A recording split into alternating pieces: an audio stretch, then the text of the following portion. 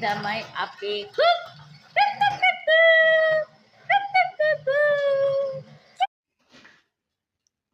අද අපි යන්න බලාපොරොත්තු වෙන්නේ අඹ.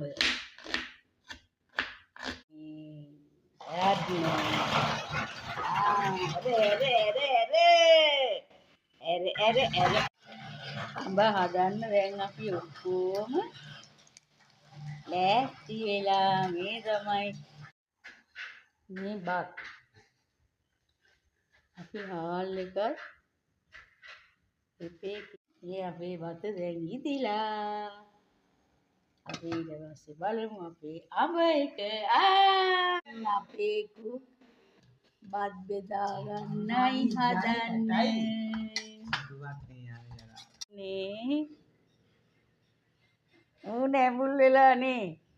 ඒ අඹ හින්දා වෙන්නේ නැති නේද?